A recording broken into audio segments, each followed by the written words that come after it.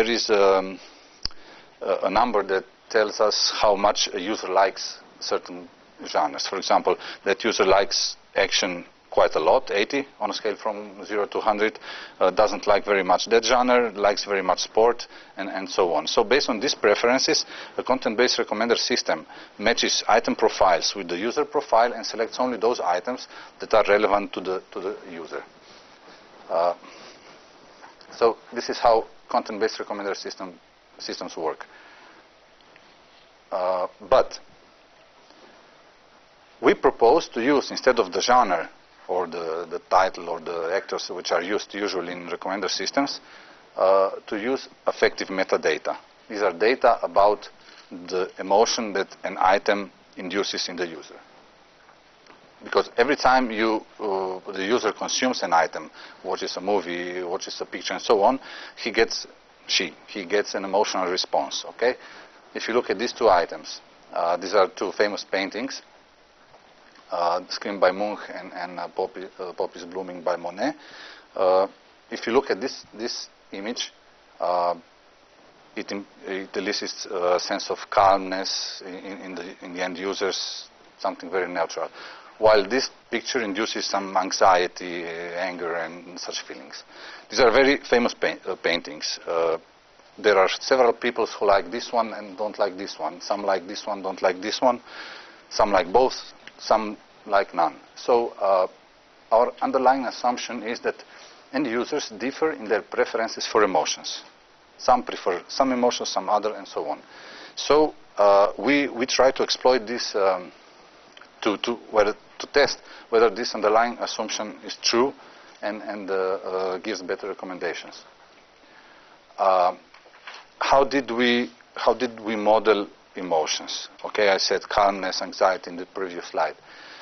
Emotions are quite well defined and not well defined area, but there are two ways in which usually emotions are described. One is the model of the basic emotions, which was proposed by Ekman, but also started earlier, and there are several other. Well, the Ekman model is the most famous, let's just say. And the basic emotions by Ekman are anger, fear, joy, disgust, surprise, sadness, and of course the neutral emotive state. While the dimensional model describes each emotive state with a point in a three-factor space called the VAD, valence, arousal, and dominance. And these two models are somehow exchangeable. We can go from one to the other, as can be seen in this picture where the basic emotions are mapped into the valence arousal plane. Okay? So what did we do? For each image, we acquired the emotive response of the users, and we aggregated these responses for a single image, and we used the first two statistical moments of the responses in the VAD space to model the item in the item profile. While we modeled the user in different ways depending on the machine learning approach taken, and in the case of a tree classifier, this is an example of a user model where you can see that, for example, if an image has a mean valence less than 4.23, it's non-relevant, while if it has more than 6.71, it's relevant, and so on.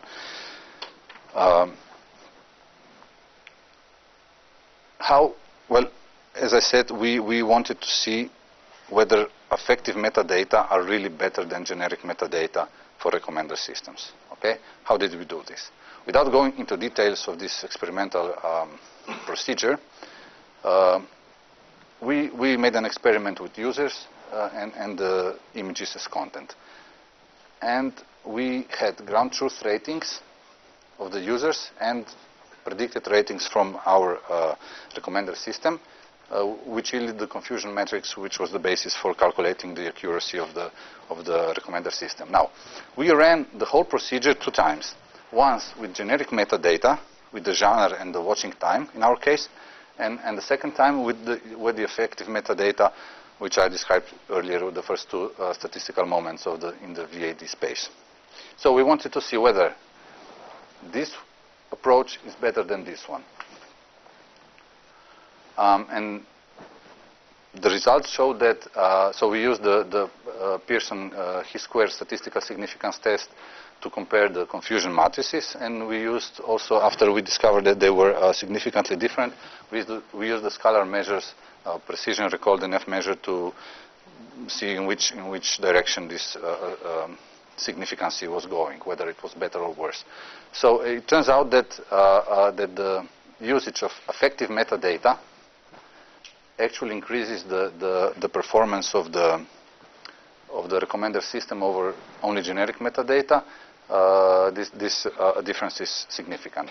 And when we analyzed which features are good for, which affective features are best for modeling, it turns out that the first statistical moment of the valence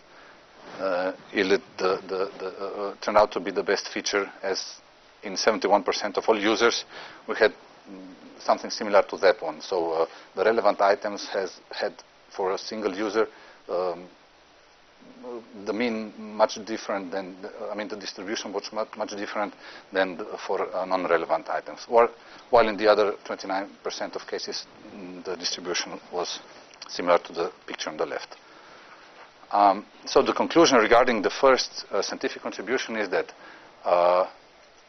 on the data set we used, the affective metadata brings significant increase of performance of a recommender system over generic metadata. So we presented a novel affective and user item modeling technique, but there are still several open issues. One open issue is context dependency. We want to investigate this further because an emotional response depends on the context, whether one is alone or is in company or is on the plane or a cafe and so on. Another open issue actually was that it's basically an experimental drawback that emotion induction approach induces noise, because we showed an image to the user and we didn't know which emotive response this user really had. We just assumed that it was the same emotive response as it was in the data that were pre-given for each item. And we want to make further investigations on some other ways of modeling emotions and using some other machine learning techniques. Okay, let's go to the second scientific contribution, which is personality-based user similarity measure. Collaborative filtering recommender systems work in a different way than CBRs. These recommender systems are looking for users that are similar to the observed user and recommend items that are being liked by the neighbors, so-called. So when the user wants to consume some content, he asks his recommender system, and the recommender system finds some users that are neighbors. They have similar preferences than our user, the observed user, and the recommender system then recommends the items that these neighbors actually liked. This similarity measure, usually the similarity between the users is based on the ratings, explicit ratings given by the users. Now, the problem with similarity measures that are based on previous ratings is that when you have a new user, you don't have any past ratings on this user, and it's very difficult to see which other users are really his neighbors. So the recommender system usually performs very badly in these circumstances. Because the rating-based user similarity measures work in that way. If you look at this table, okay, we have users and items, okay? And these are the explicit ratings that, for example, user 3 gave the explicit rating 2 to item 1. So if we want to see what's the difference, similarity between user 1 and user 6, we look only the overlapping ratings. So both users rated item 1 and both users rated the item j. So we can make we take some formula and calculate some similarity between these users based on the overlapping ratings.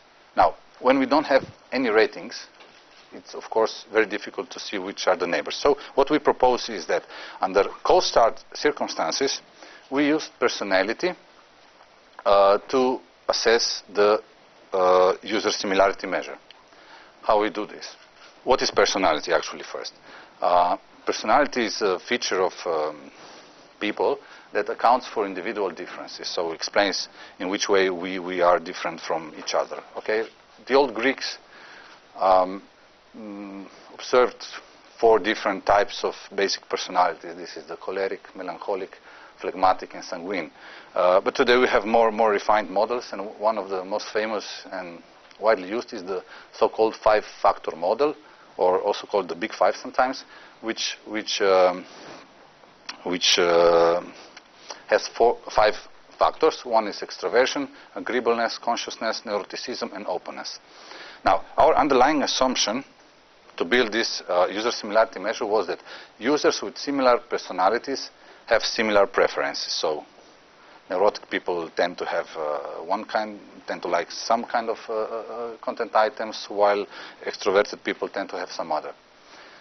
How do we measure personality? Usually this is done through various types of questionnaires where there is an open one which is accessible on the internet, and it's called the IPIP, International Pool. I don't remember right now. Okay, but anyhow, this questionnaire gives us, for each user that took the questionnaire, gives us a 5-tuple that describes the personality of the user. Now, how did we? So, as I said, the question here was whether the personality-based user similarity measure does alleviate the cold start problem. So, does it work better than the rating-based similarity measure? How did we do this?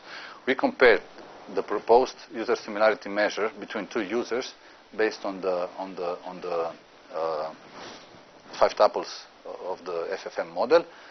We compared this one to our baseline user similarity measure, which is so widely used in such systems and is based on past ratings.